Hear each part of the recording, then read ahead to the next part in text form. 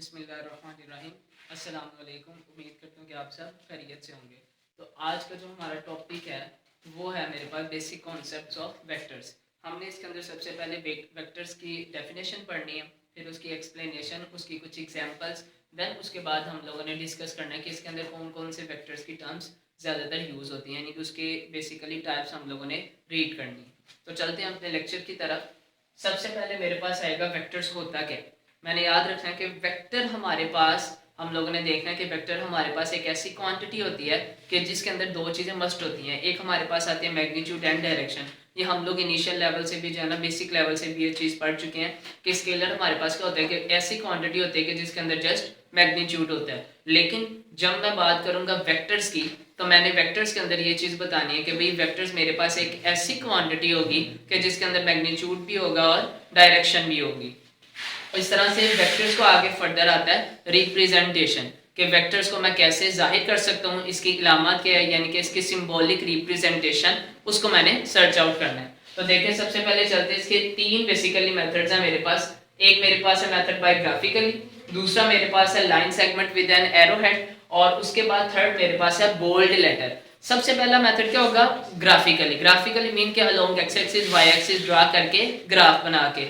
Next मेरे पास उसके बाद आता है कि भाई उसके एरो हेड यानी वेक्टर होगा, मैंने उसके ऊपर एरो लगा देना है। और उसके बाद मेरे पास तीसरा इसके बाद क्या आता है, bold letters. Bold letters mean कि जब मैं उसको किसी भी वेक्टर को लिखना होगा, रिप्रेजेंट करना होगा, तो मैं उसे बोल्ड करके यानी उसकी राइटिंग थिक करके उसे लिख सकता हूँ। नेक्स्ट मेरे पास आती है इसकी एक सब इसकी डिफरेंट किस्म की टाइप्स एंड टर्म्स भी हैं। उसके अंदर जो सबसे पहली मेरे पास आती है वो आती है रेक्टेंगुलर कोऑर्डिनेट सिस्टम।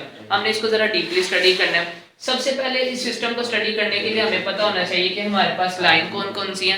ये याद रखना है, हमारे पास ये जो हॉरिजॉन्टल लाइन है ना, इसको मैंने यहाँ पे नाम देना है अलोंग एक्स एक्सिस, ये लाइन होगी। और इसी तरह जो अलोंग वाई एक्सिस होगी, इसको मैंने यहाँ पे नाम किस चीज का दे देना है, वर्टिकल लाइन। तो मैंने याद रखना है जो हॉरिजॉन्टल है वो अलोंग एक्स एक्सिस होगी लाइन, और जो मेरे पास वर्टिकल होगी वो मेरे पास अलोंग वाई एक्सिस लाइन होगी। उसके बाद क्या है, इनके दरमियान में यानी कि ये दोनों जो राइट एंगल्स हैं, यहाँ पे एक किस्म का राइट एंगल बन रहा है, और इनका जो पॉइंट ऑफ इंटरसेक्शन है जिसको मैंने ओ का नेम दिया है, उसको मैंने यहाँ पे नाम किस चीज का दे देना है, ओरिजिन का नेम दे देना। तो मेरे पास जो ओ होगा वो point of intersection, that is called origin. और इसी तरह ये मेरे पास अलोंग एक्स एक्सिस और ये जो वाई एक्सिस है, जब ये इनको कंबाइन करके मैं बोलूंगा तो मैं इनको नाम दूंगा कोऑर्डिनेट एक्सिस का नेम दे दूंगा। तो इस तरह से मेरे पास सारे का सारा जो सिस्टम है ये मेरे पास एक रेक्टेंगुलर कोऑर्डिनेट सिस्टम होगा, और मैं इसको आमतौर पे कार्टेशियन सिस्टम भी कह सकता हूँ। कार्टेशियन की स्पेलिंग देख लीजिएगा,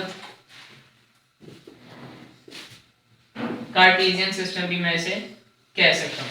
अच्छा जी, अब उसके बाद ये थी मेरे पास सबसे पहले रेक्टेंगुलर कोऑर्डिनेट सिस्टम। अब इसको देखते हुए हम लोग इसकी सेकंड टाइप की तरफ चलते हैं, that is called addition of vectors. कि जब कोई से दो वेक्टर्स को आपस में ऐड अप करना हो या उन्हें ऐड करना हो तो उनको किस तरीके से ऐड करेंगे। दो पॉइंट्स इसके अंदर जो मेन है वो हमने कॉन्सेप्ट के तौर पे याद रखने हैं। सबसे पहले आता है हमारे पास सम ऑफ वेक्टर्स, कि कोई भी दो वेक्टर्स हो उनको आपस में सम कैसे करना है। अब उनको सम करने के लिए जो मैंने यहाँ पे मेथड लिखा है वो कौन सा आ रहा है, head to tail rule. Head to tail rule यहाँ पे वेक्टर्स के अंदर हम लोग इसको कैसे एप्लीकेबल होगा ये इसको हम लोग देखेंगे।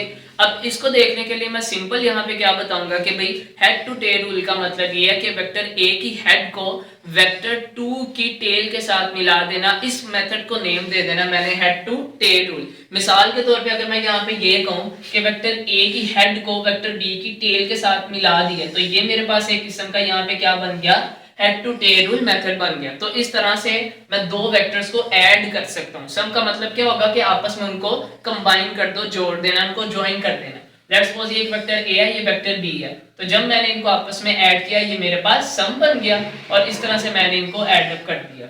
नेक्स्ट जो है ना मेरे पास इसकी थर्ड टाइप आती है अब रिजल्टेंट वेक्टर।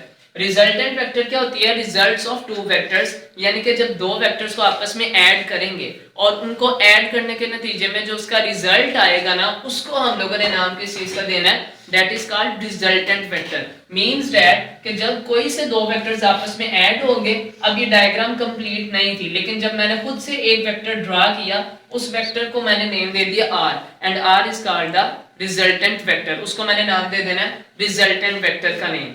अच्छा जी, उसके बाद मेरे पास आती है फोर्थ टाइप। फोर्थ टाइप मेरे पास क्या आएगी भाई, वेक्टर सब्ट्रैक्शन। वेक्टर सब्ट्रैक्शन का मतलब क्या होगा देखते हैं। वेक्टर सब्ट्रैक्शन के अंदर हम लोगों ने सिर्फ एक पॉइंट याद रखना है, डायरेक्शन चेंज। यानी जब किसी भी वेक्टर को मैं नेगेटिव में लेके जाऊंगा तो इसका मतलब है उसकी डायरेक्शन चेंज हो जाएगी, या मैं उसके लिए दूसरा वर्ड यूज कर सकता हूं कि उसकी डायरेक्शन रिवर्स में हो जाएगी। अब देखें, लेट्स सपोज ये मेरे पास ए वेक्टर है, ये प्लस में है, लेकिन जब मैं इसे नेगेटिव में करूंगा तो इसमें क्या चीज होगी कि इसकी जो एरो है, यानी एरो की जो एरो हेड है, इसकी डायरेक्शन क्या होगी है, चेंज होगी। तो इसका मतलब है ये मेरे पास सिंपल क्या बन गया, वेक्टर सब्ट्रैक्शन बन गया। उसके बाद फिफ्थ मेरे पास इसकी टर्म आती है यूनिट वेक्टर। यूनिट वेक्टर हमारे पास सिंपल क्या होता है, यूनिट वेक्टर हमने याद रखना है कि हमारे पास एक ऐसा वेक्टर होता है कि जिसकी मैग्नीट्यूड 1 होती है। अब इसका फॉर्मूला क्या होता है उसको हम लोग देखते हैं। इसका फॉर्मूला हमारे पास सिंपल ही होता है भाई कि a cap is equal to क्या होती है, vector a divided by a का मैग्नीट्यूड। यानी अगर मैंने इस a का फॉर्मूला निकालना हो तो मेरे पास क्या आ जाएगा, a cap divide multiply by a vector.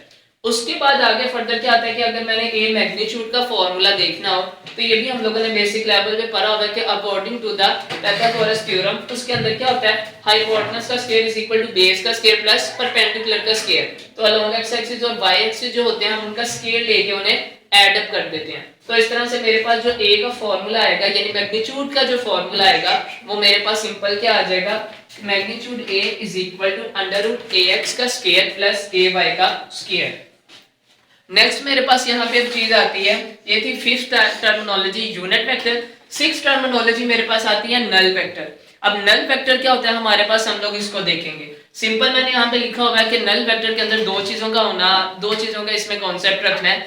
एक चीज हमारे पास क्या होगी कि इसका मैग्नीट्यूड क्या होगा, 0 होगा, और दूसरी बात मैंने इसमें क्या बताई है, ऑर्बिट्ररी डायरेक्शन, कि इसकी जो डायरेक्शन है ऑर्बिट्ररी होगी, यानी नहीं होगी, एम्प्टी होगी। अब देखिए क्यों एम्प्टी होगी, उसकी वजह क्या, नल वेक्टर कि दोनों वेक्टर्स आपस में जब ऐड होंगे तो ऑब्वियसली बात है वो प्लस में ये नेगेटिव में है, तो जब दोनों ऐड होंगे इसका आंसर क्या बन जाएगा, 0। तो 0 की जो है ना हम कह सकते हैं कि कोई भी डायरेक्शन नहीं होगी। इस वजह से नल वेक्टर के अंदर जो वर्ड यूज किया गया है ऑर्बिट्ररी डायरेक्शन का, वो इस वजह से किया गया है।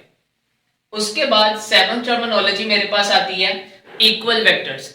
इक्वल वेक्टर्स क्या होते हैं, हमने याद रखना है कोई से दो वेक्टर्स आपस में इक्वल हम उनको तब कहेंगे कि जब दो चीजें उनकी आपस में सेम हो। वो क्या चीज सेम होनी चाहिए, first thing is that magnitude and the second thing is that its direction. कि दो वेक्टर्स हम आपस में इक्वल उन्हें तब कह सकते हैं जब उनके मैग्नीट्यूड और जब उनकी डायरेक्शन वो दोनों सेम हो। तो ये थी मेरे पास सेवंथ टर्मिनोलॉजी इक्वल वेक्टर। अच्छा जी, नेक्स्ट मेरे पास आती है एट्थ टर्म। एट्थ टर्म हमारे पास इंपॉर्टेंट है, ये बकायदा एमसीक्यूज के अंदर और शॉर्ट क्वेश्चन में भी पूछी जाती है। सिंपल इसकी हेडिंग मैंने क्या लिखी है कि multiplication of a vector by a scalar. बालों का बहुत ज्यादा ये कंफ्यूजन होती है अक्सर कि भाई जब मैं किसी भी वेक्टर को स्केलर के साथ मल्टीप्लाई करूंगा तो उसका रिजल्ट क्या आएगा, यानी कि मींस रिजल्टेंट वेक्टर क्या आएगा। तो मैंने यहाँ पे सिंपल क्या बताया कि भाई जब किसी भी, हम लोगों ने याद रखना है, जब किसी भी वेक्टर को स्केलर के साथ मैं मल्टीप्लाई करूंगा तो जो उसका रिजल्टेंट आएगा, यानी जो उसका रिजल्ट आएगा, उसको नाम मैंने किस चीज का दे देना है, वेक्टर का। यानी वो वेक्टर क्वांटिटी का रिजल्ट आएगा, यानी वेक्टर क्वांटिटी आएगी। और अगर मैं इसकी एग्जांपल्स देखूं, एग्जांपल्स में मैं सिंपल क्या बताया, मेरे पास एक मास और दूसरा velocity. Mass is the scalar quantity and v velocity is the vector quantity. अब देखो जब मैं मास को वेलोसिटी के साथ मल्टीप्लाई कर रहा हूं, that is called mv, and mv formula हमारे पास किसका होता है, मोमेंटम का होता है। बट जो मोमेंटम है वो क्या होती है, वेक्टर क्वांटिटी होती है। तो इस फार्मूले के, यानी कि इस एग्जांपल को देख के हम लोग सिंपल ये चीज कह सकते हैं भाई कि जब किसी भी वेक्टर को स्केलर के साथ मल्टीप्लाई करेंगे तो जो उसका आंसर है वो हमेशा वेक्टर में आएगा, मींस दैट कि वो वेक्टर क्वांटिटी में हमें देगा। तो ये था आज का हमारा सिंपल सा lecture, basic concepts of the vectors.